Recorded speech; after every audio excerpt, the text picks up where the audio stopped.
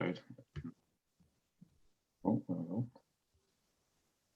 And then we have Philip, Kylie, and Leanne all there. And then I'm just going to make you the host now as well, Vanessa. Okay.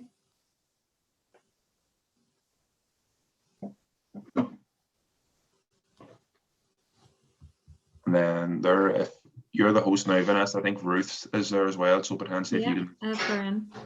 Hi, Philip. Hi, Leanne. Hi, Kylie. Hi, guys. Hi, Ruth. Thanks for getting on tonight, folks. Hard to believe how dark it is. I know. Kind of forget you're going into winter again. Yeah, I have to put the lights on, which is not great. I know. Not good.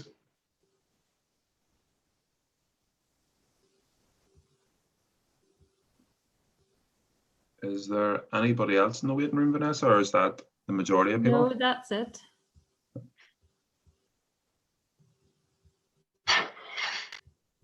Maybe we can give it another minute or two, and then hopefully Yeah. that should be everybody on then. I don't think I have 2 clocks or 2 watches in the house which tell the same time, even the digital ones. So I'm either 10 minutes early or 5 minutes late, and I can never remember which one's the correct one. Yeah, I usually go by my Apple Watch, so it's usually pretty in sync. But I know from some other times there with the laptop, if it's set at the wrong time, it can. You're not allowed to be late to JSF. No. You know, do We you just put finish our yours? clocks to 5 minutes early just in case we turn up late. Yeah, but so you want to be in early and soaking up that with You do, the the atmosphere. Yeah, absolutely. Exactly. That's why we all go. Where I go. Mhm.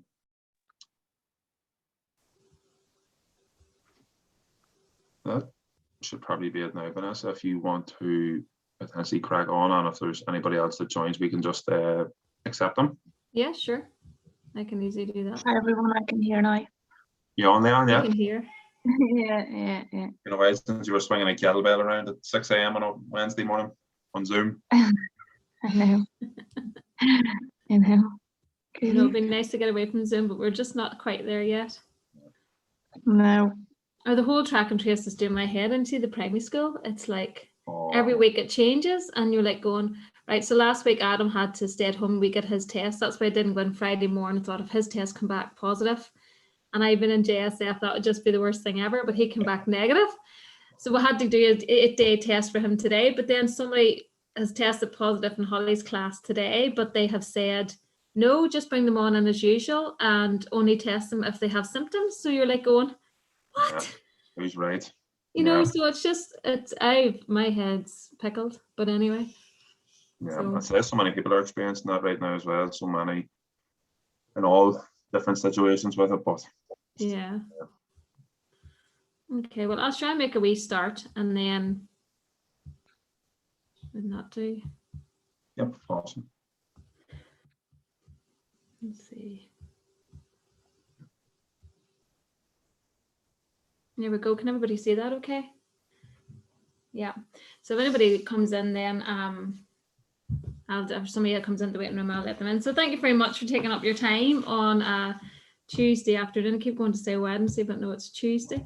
So tonight, I know this is very topical at the moment, and when Jordan asked me to speak in this, I thought it is very useful because I know nearly everybody that I'd speak to individually, I would tap into this in some detail.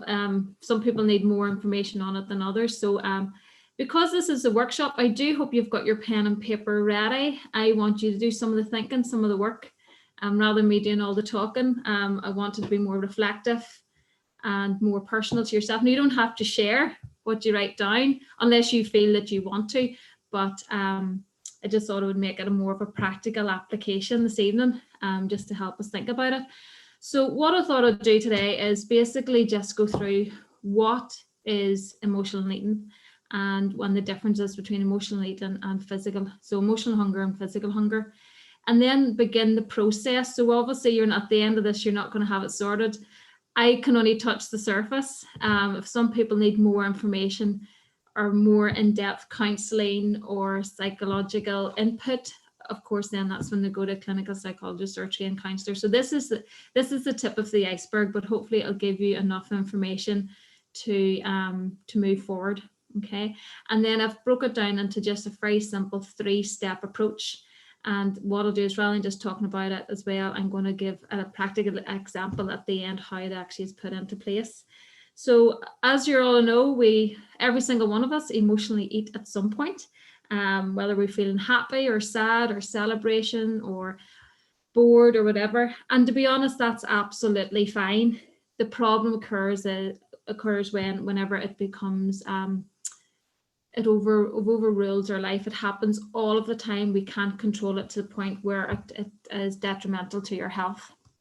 So I suppose I just wanted to start off with a question. First of all, what is emotional eating? So what are your thoughts and opinions on what emotional eating is? Any ideas? Is it eating, obviously, when, as you say, when you're happy, sad, kind of using food as a comfort to a sad moment or as a celebration for a happy event? Pretty much. It's been eaten whenever you're not hungry. So it's just that food to make yourself feel better, to satisfy those emotional needs, rather than to satisfy physical hunger. And I suppose it's nearly easier to look into what it isn't.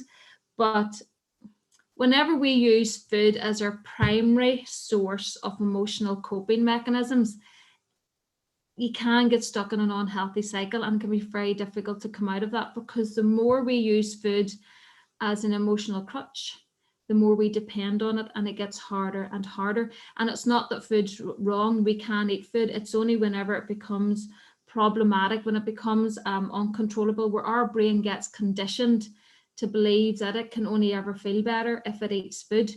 And usually the foods that we go to make us feel better do tend to be the higher fat and sugary foods, because they do dampen those stress hormones, which can actually make us want to, or basically just make us feel less stressed. So it's when it becomes out of control. So the emotional eating emotional hunger isn't satisfied once you're full. So you could be sitting full to the brim, maybe even your stomach feeling quite sore, but still wanting to eat more. Okay, so you could become very uncomfortably full. And the hunger isn't located in your stomach, so it's not where your tummy growls or grumbles. It's more in the mind. It's not a physical hunger. So unlike physical hunger, where we might have the growling tummy or all of that, and where maybe we're focusing in on textures and taste and things like that, emotional hunger is literally let's just eat. Okay, so physical hunger is very different, because if we're physically hungry and we eat a meal, we can sit back and go, oh, yeah, I feel so much better now, I've got a full tummy. And it's definitely a very different feeling. So I suppose that's the first thing that we have to maybe ask ourselves: am I actually hungry, or am I eating because of my emotions? Okay, so how do we know if we are an emotional eater? Well, to be honest, I think we can all put our hands up and say we do emotionally eat, which is absolutely fine. But as I said at the beginning, it's when it becomes uncontrollable, where it's the primary mechanism that we use. And usually, as I said, the foods that we eat for our emotions to make ourselves feel better do tend to be more the high fat, high sugary confectionery foods. And those eaten in large quantities over a long period of time can cause health problems. Okay, so this is just a few. There's lots of different questionnaires that you can do online, or I even have some that I use individually at my work. But if you answer yes to any of these questions here, then you're an emotional eater. So do you eat more even when you're feeling stressed? So as soon as something stressful happens, do you go for the biscuit tin, or do you open the fridge and just start eating? Do you eat just when you're not hungry? You just eat because you're bored. So there's lots of different emotions. There's anger, there's fear, there's stress, there's loneliness, there's boredom, depressed. There's so many different emotions, and we could eat to any one of those emotions. Okay, and then do we reward ourselves with food? Do we use food to make ourselves feel safe? That's the comfort side of things. But then do we feel powerless to food? So can we not say no to it? It is control of us rather than us controlling it. So if you answer yes to any of those, you will emotionally eat. The problem is if you're doing that every single day, maybe 3 or 4 times every single day, well then that's when it becomes the issue. So this is the emotional eating cycle. Okay, so something bad happens, okay, and we feel overwhelmed and we feel stressed, and we just go to the cupboard. We don't even really think about what we're going to eat. We just maybe start eating, and then we eat more, and we know we shouldn't, and we feel guilty, and then we eat more. So I thought I'd put it into more like a wee example. So say, for example, we get an email from the boss, and it's not a particularly nice email, and we feel stressed, and we just think, oh, how am I going to cope with this? Or there's something stressful that's happening, how am I going to cope with this? And we decide to eat something. And it usually is that something higher in fat and sugar. Okay. So we eat that, and then the stress is still there. The hormones are still quite high. The stress levels are up there, and that food hasn't satisfied us. So we think, well, that hasn't satisfied. I'm going to go for this here and try that and eat that. And then you start feeling frustrated, and that might happen a few times. Then you start feeling really frustrated because you always promised yourself you wouldn't do that, and you've had it anyway. And then all these we speak really horribly to ourselves, all these like, you're just useless, you're just pathetic, why can't you do something so simple? And we're really nasty to your own self and our own mind. And then that goes, well, I've done it now, I might as well I've already broke the diet, I've already started eating, might as well finish this packet of biscuits. And we start feeling useless and guilty and all these really horrible negative emotions, and we say there's no point stopping, and I might as well just finish this because the harm's already done. And then that in a sense can actually keep going round and round in a circle. So the sooner we put a stick in that wheel to make it stop going round and round, the sooner we break that cycle. So it's really just trying to let's just stop. Let's just take a minute or two to reflect, and let's just say, right, let's just try to get a handle on this. Whenever I do this with clients, some clients cannot get to this point. They just cannot stop. And that's when I know they need more psychological help, because there's something deeper rooted that's causing them to be out of control that is beyond me. They need more. It's not about food. It's gone beyond food, and it's more an emotional response. And they need to deal with those feelings of uncontrol, the burden, which could have been built up from a childhood trauma, right through to maybe their late 60s or 70s. So the trauma could happen at any stage, could be any type of trauma. But sometimes if people can't get to this point where they can just stop, there's something beyond the food, beyond the tip of the iceberg. They need to get below the water and get that sorted. Okay, so if that is something that your family members or friends that struggle with and they just can't do it, I would say then definitely go and get more help from a counsellor or clinical psychologist to try and deal with those emotions. Because if we don't deal with the emotions, you'll never tackle the food. Okay, because you're just using food as the tool. Some people use alcohol, some people could use drugs, some people use exercise as their tool, to the point where they maybe over exercise as well. Exercise is brilliant, we should do plenty, but some can take it too much, where they're not looking after themselves, either giving themselves proper nutrition to fuel all the exercise, or resting to rest and recuperate and build those muscles. So we can use lots of different things, but we really do have to own those emotions. So it's just taking time to stop and think, right, how can we manage this? So this is the first step. Okay, so the first step is, and this is where you need your pen and paper ready. Okay, we have to identify the feelings that are leading us to emotionally eat. Okay, and not necessarily eating, but eating more than we know we really should. Okay, and one of the best ways to do this is just to think back to the last time that you potentially emotionally ate. So it could have been earlier on today, it could have been last night, it could have been the weekend. I just want you to think back to the last time that you actually emotionally ate, where you just basically ate, and even though you've got that, even though you knew you shouldn't, you had that wee niggle in the back of your mind just going, I really shouldn't be doing this, I'm not even hungry, but you just kept going, or you finished the packet, or you started something else. And I want you to think about what happened. Why did you feel like that? When did it happen? And how long did it last for? Because that's going to start to help you identify your emotional triggers. So I'm only literally going to give you a couple of seconds to write those down to let you think about what happened. Why did you feel that way? When did it happen? And how long did it happen for?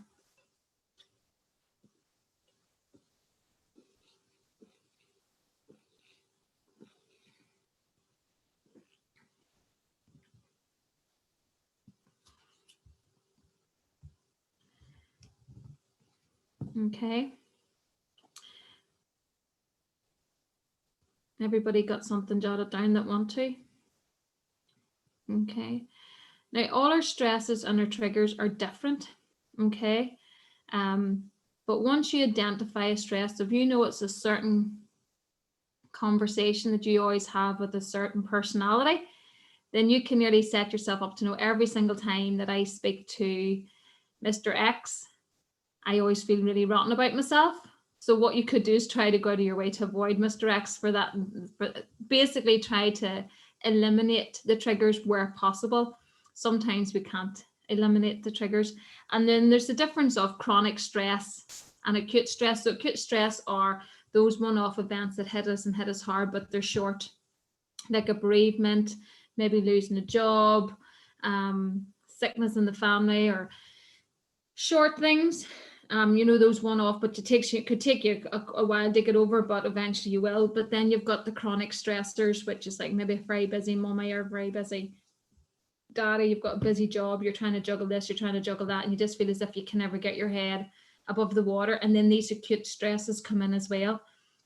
And that's the problem, because stress, unfortunately, won't leave our lives. So if we constantly turn to food, and then the food is causing more stress because it's giving us health problems, it just starts to snowball. Okay. Anybody want to share anything at this point? Totally understand if you don't, but happy for you to share something if you want to. No. Okay. I think boredom can be a bit of a factor. Boredom. Mm-hmm. Very much of the boredom is an emotion. So yeah.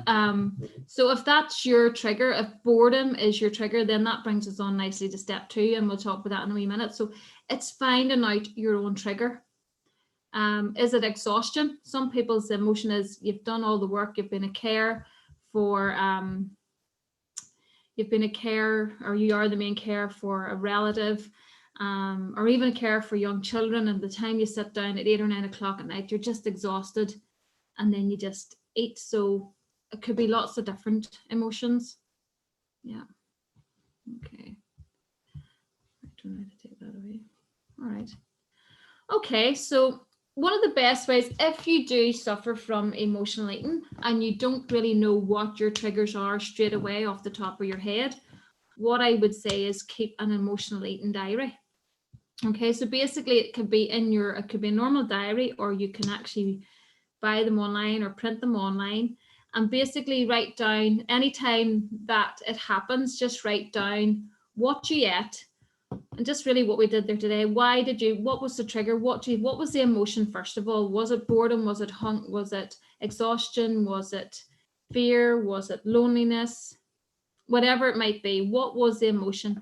And then what led you to eat, and what types of foods that you turned to? Because once you can identify those, then we can start to tackle each one individually. Okay. So, for example, if you tend to go for a particular type of bun or biscuit, the strategy that you might use is, right, let's not have those buns or biscuits in the house. Okay, so get the temptation away. Okay, as I said already, if it's that one particular personality that anytime you have a conversation or a meeting with them, they just make you feel a certain way, well, then we try to avoid that, or always make sure you've got somebody with you to buffer them, or trying to have some sort of strategy in place to minimize that trigger.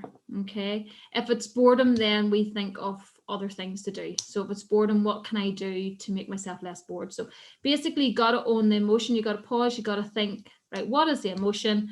Once you've identified the emotion, think back what triggered that emotion, and then try to problem solve or troubleshoot. Okay.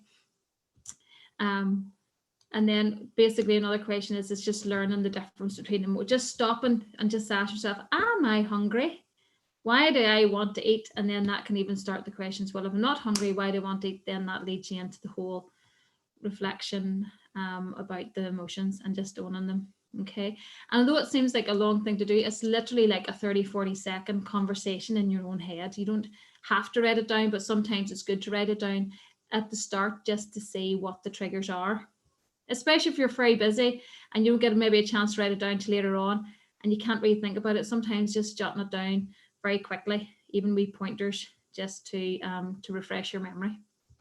Okay, so just pause. So the second one is then you're just going to pause. So you've had this bad day and you're feeling bored, or you're feeling frustrated, or you're feeling whatever that emotion is. You just want to pause. And if you are going to use food for comfort, you have to let it comfort you.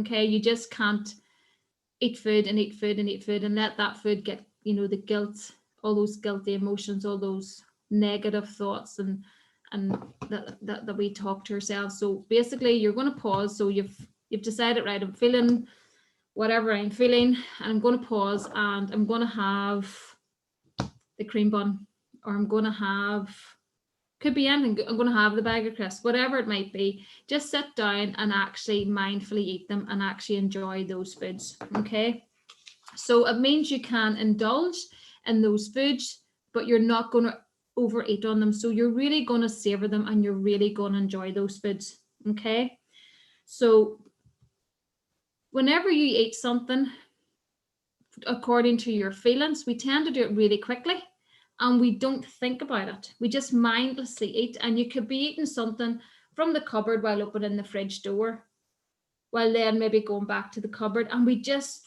very, very quickly mindlessly consume all this food in autopilot.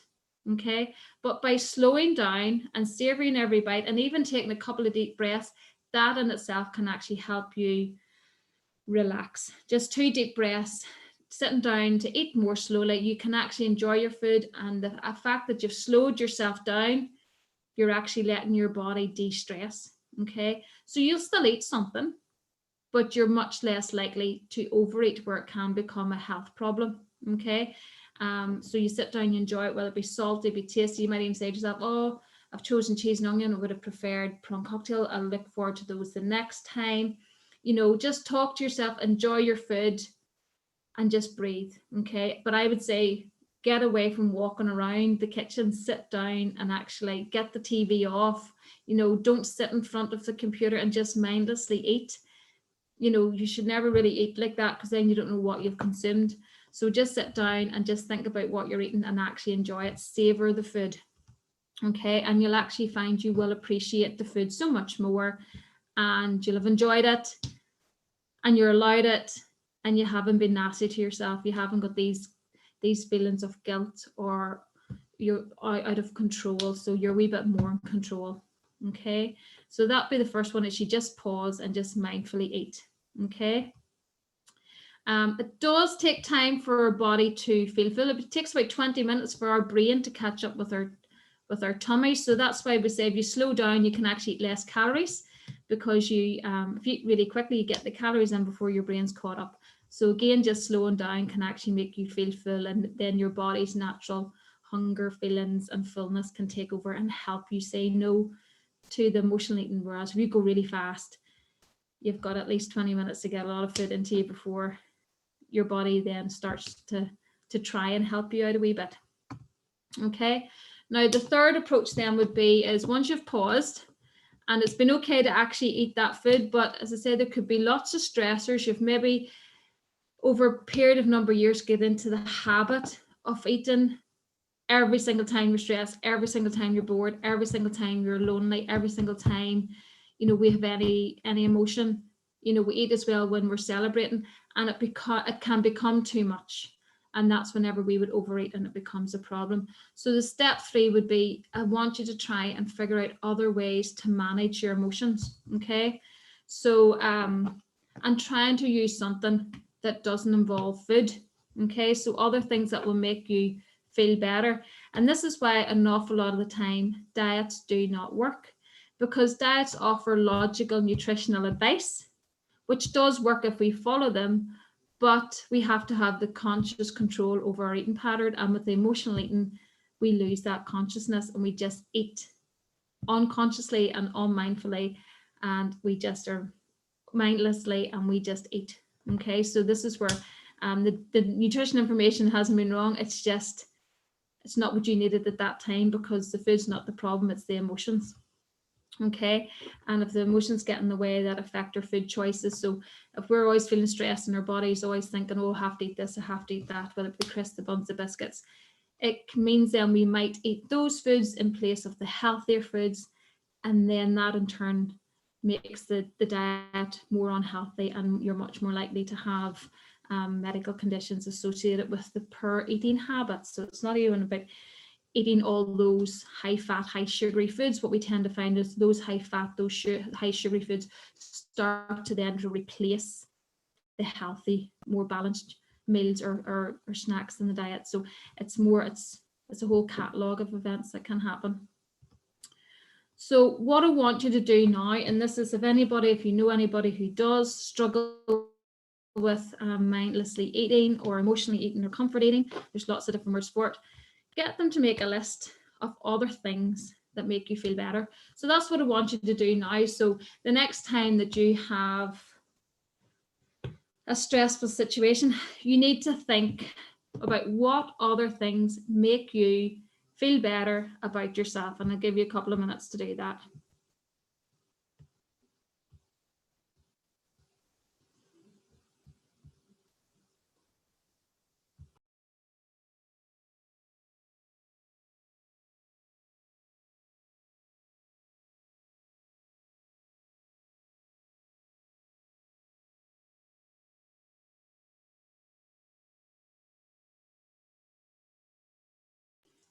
Okay. Would anybody like to share any things that they might go to that make you feel better? I can I'll share certainly. one that Jordan would be happy with, will I? Sorry, going ahead. I'll share one that Jordan might be happy with. Go for it. Exercising. Yeah, Makes you feel better. definitely. But don't tell Jordan I said that. Hope he's not listening. Anybody else want to share anything? Well, that's what I put up. The first one would be going for a walk or doing some sort of stretches or gentle exercises in the house. If walking isn't the option, maybe if you are caring, you can't leave the house, but there's lots of wee things we can do in the house that can make us feel better. So having that as an option. Another one I thought of is just ringing that friend that just always just picks you up. Some people say even going and visiting their grandchildren, playing with them, because the kids perk them up, it just makes them feel happier. For us ladies, well, men too, you never know, a nice hot soak in the bath, maybe getting the nails done, putting a face mask on, something that actually makes us feel better. Okay, using those aromatherapy smells and stuff that can actually just naturally make you feel more relaxed. For guys, it can be very different. I know a lot of men that I chat to, they tend to find building something helps them, whether it be a bit of woodwork, going out and building a bit of furniture, get out into the garage at the bottom of the garden. My dad loves jigsaws. He could sit for hours doing jigsaws. I know one guy who's bought a load of Lego that he couldn't afford when he was a young child, and he's buying all these old pieces and building them together. So there's lots of different things. So there's something that you can see at the end of it. Some guys and girls might turn to gaming, so it can get them away and out of reality and into this virtual realm where you don't really have to think about it, as long as you don't take food with you. Does anybody else have any other ideas or anything else that they want to add that might be one of the lists or on your list of things to make you feel better about yourself?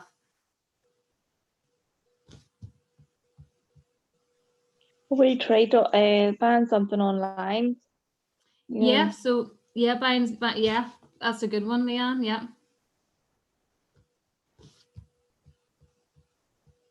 Yeah, so just doing anything at all. So whenever you have a stressful event, what you nearly need to do is go right back to step 2 and just pause and just think, right, I'm feeling whatever emotion it is, and just stop and ask yourself, what would actually make me feel better? Now, it might be food, but we don't want food to be the sole every single time something happens that you turn to it. We want to start giving yourself other options. Okay, so if it's going for the walk, so maybe walking's not the right, maybe today, maybe the thing that has happened at 10 o'clock at night. You're not going to go out for a walk or do exercise. So that one might not be the best option on that particular occasion, but maybe the bath and getting to bed earlier might. Okay, so you pick and choose which one suits you that one or that each an individual time that the emotional trigger happens, and do that and try to retrain the brain that you can make yourself feel better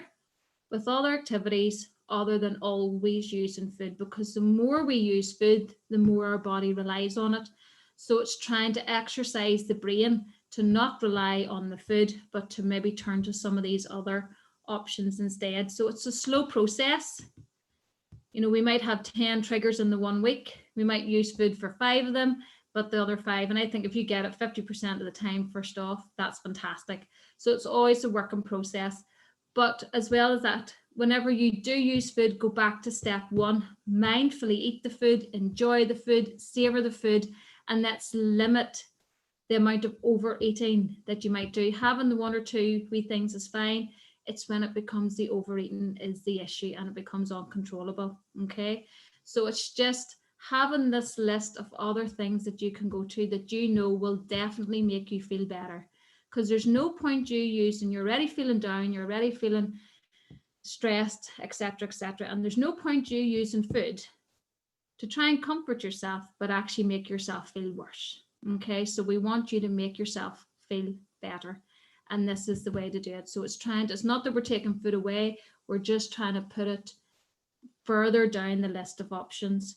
So it's there, you can have it, because if you deny yourself food, you're more likely to crave it and to want it. But we're not denying it, you're making an active decision to say, right, no, that's not the thing I'm going to turn to today. I'm going to ring Elaine, my friend, who I just know I'll talk for hours and never get a chance to eat anything because I'll not be able to stop talking. Or you go for the bath, or you do whatever. Okay, so it's really good to have that wee list at hand. Maybe stick it inside the cupboard door. If you're in the habit of just going to that one particular cupboard, then stick it inside the door and just have it there as a reminder. Okay. There is a few occasions when I've worked with clients who they do it so quickly, they really don't think that I've actually got them to rearrange their kitchen.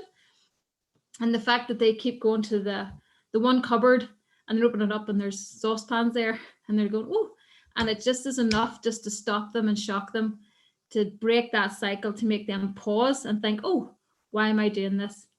And it can be enough, just that split second pause, break, reflect for a couple of seconds, to rethink and to just divert their attention from food to something else, or even get them to slow down and pause and eat the food mindfully. So sometimes wee simple things like that sound silly, but they can be enough just to give us that quick enough wee jolt, just to remind us, let's just press that pause button in the brain and let's just reflect. And if I'm going to eat, I'm going to mindfully eat, or I might not eat, I'm going to go for something else. So it's just using the wee 3-step approach just to minimize the eating so it doesn't become problematic.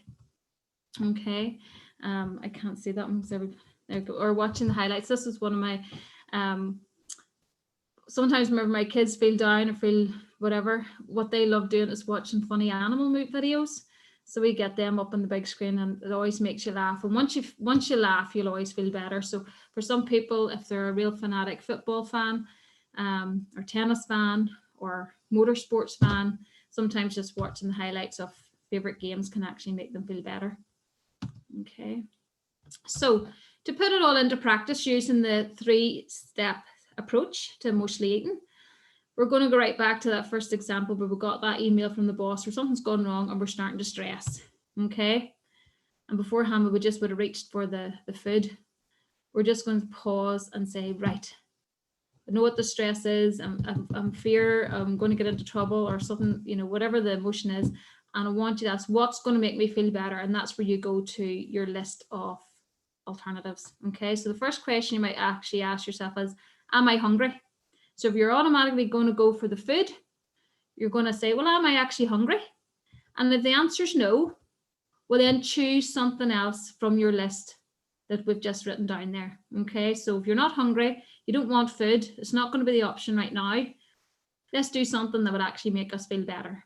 Okay, if the answer to is I actually do feel hungry, or maybe you don't feel hungry, but you've decided, well, actually, but I still want to eat on this occasion, then this is then where we put in the approach where, right, what food would I most enjoy? So rather than just going to the cupboard and just eating and eating and eating and opening the fridge and just mindlessly eating a lot of food, I want you just to stop and think, right, what would I most enjoy?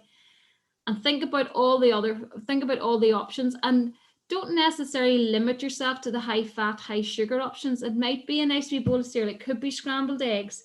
You know, it doesn't have to be always the high fat, high sugar options. Maybe start bringing in other food options there as well, which are lower in calories and maybe take you longer to eat. Okay, maybe a yogurt with granola and fruit in it. You know, something that slow you down, takes a long time to eat that. You can't eat it fast. So something that might be slower to eat. So don't limit yourself just to the one or two foods. Try and branch it out to foods which are not necessarily the go-to foods that you would have used. Okay, so think about something, what would I most enjoy? And then you sit down to eat. You don't stand and eat it really fast. You actually sit down, get yourself a drink to go with it, and you slowly eat the food, enjoy the food. Think about the texture. Think about how I like this. What might make this better? You know, savor it, enjoy it, breathe, relax, deep breaths, and you will automatically start to feel more in control. Okay, now yes, you might go for a second one or something else, but the thing is you're still reducing the amount of food that you might have ate if you hadn't put this approach in place. So you will start to feel better. What you haven't done is that you haven't made yourself feel guilty. You haven't made yourself feel useless. You haven't made yourself feel all these horrible and negative emotions, because that hasn't come into factor. In fact, you've actually made yourself feel better because you're saying, right, I do need a treat. So what would I enjoy? You choose what you enjoy and then you savor it. Okay, so just take the time and just sit down and actually enjoy it. And that in itself can actually be how you might break the cycle of emotional eating. Okay, because then you should be able to walk away from the table feeling satisfied, feeling better. Yes, the stress is still there, it's not going away, but because you've taken those deep breaths, you've taken time to just reflect, you're now much more in a better place to be able to deal with that stress and think more logically and rationally and less likely to overeat. Does anybody have any questions or any comments they want to include or share or add to that? Happy enough? Okay, so in summary, what we need to do is be aware of the triggers. If we can't get rid of the triggers, if we can get rid of them, brilliant, let's get rid of them. I had one lady and her trigger was always watching, whenever those wee adverts come on for the wee children starving in Africa, that emotionally made her eat. So she found that as a trigger, so we just said, well, let's just watch TV with no adverts. You know, it can be very simple. We don't know what it might be. So be aware of your triggers.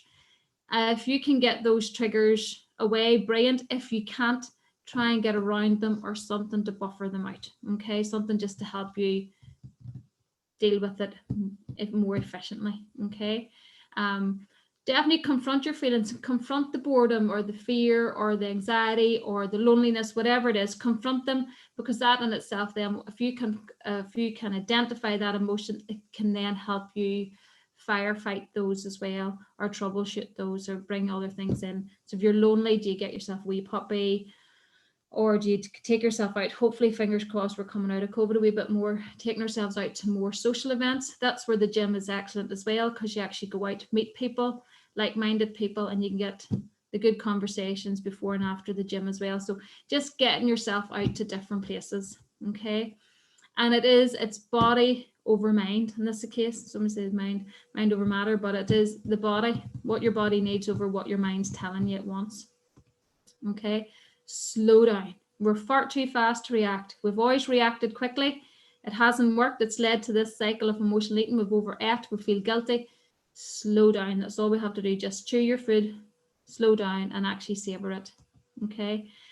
Where possible, avoid the tempting situations. So for some people who cannot walk past the aisle of biscuits without buying something, they have now resorted to online shopping. So they just buy what they need. So the temptation is a way for them to buy the foods when they're standing at the counter buying the, you know, all this. A lot of supermarkets now have all the chocolate bars and crisps at the counter where you're standing waiting. So any wee situation that is your tempting situation, try to avoid it. I was actually speaking to a lady today, and she very simply, she just doesn't buy the food in that she enjoys. She buys the biscuits in that her husband enjoys, that she doesn't enjoy. So she's going to go for that food. She has to really be needing it, you know, but it's enough to slow her down to think, why am I going for this food when I don't even really like it? So it's trying to do whatever you can just to minimize those situations. Okay. And then it's like we've always said, find your new sources of comfort, that go to that list of other things that actually do make you feel better, rather than always using food and food not necessarily making you feel better. So when you're having a stressful event or lonely event or bored or whatever, you want to feel better. So there's no point in using food if it doesn't make you feel better. Okay. And this is the key as well. The more you practice the different strategies in response to your stress triggers, the more likely you will rely less on food. Okay, so it's just behavior change. The more it's like a new habit you're developing. For a long many a year, you've had a habit of going for food. Now we're trying to change that habit to go for other things. So the more you put it in practice, the easier it becomes to go for other things rather than food. Okay, and never, ever, ever underestimate the power of small, sustainable changes. Okay, you might have a lot of things to change you might think you have a lot of things to change, but if you try to do them all, you're not going to succeed. Okay, well, not the long term anyway, and that in itself can conjure up feelings of failure and uselessness and all the rest, when it wasn't. You were never giving yourself a fighting chance to begin with. So just pick one area to work on it, and then move on to the next one. So give yourself 2 or 3 weeks to really establish one good change, then move on to another one. But never underestimate the power of the wee small things. All those wee small things do all add up. Okay, pennies equals pounds at the end of the day. So never underestimate any wee small sustainable change that you can make in a positive direction to your health. Okay, and that is me. Thank you for listening. Any questions? No, that was really informative. So thank you. It was great to get all spelled out to you, which you think about but don't actually do. Yeah, because we are all aware of it, and I know that, but sometimes it's just slowing down and just sometimes it's actually taking the time to tell yourself that it's actually okay to emotionally eat. Do you know what I mean? Even that in itself can be a relief to say, well, I actually can use food.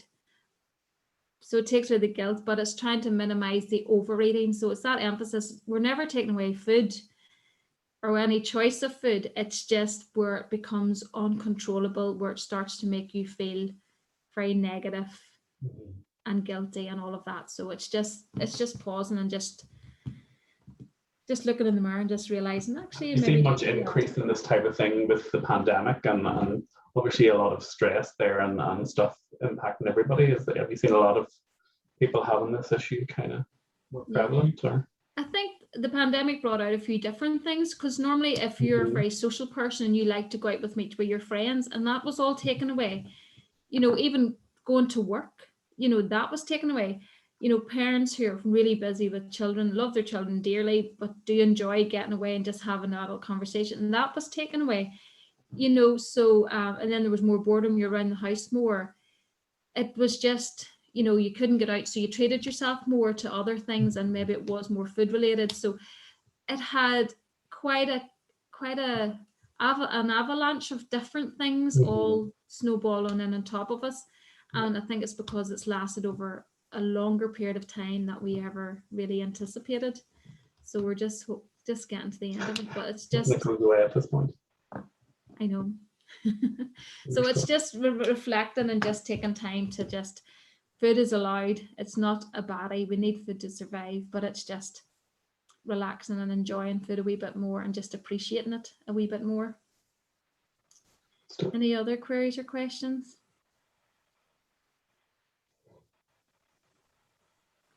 Well then, if you're happy enough, if there's no other queries or questions, I can end the meeting now. And sure, at any stage, if you ever see me waiting, going into the gym or coming out of the gym, and you want to ask me something, never be afraid, never be too shy to ask me a question.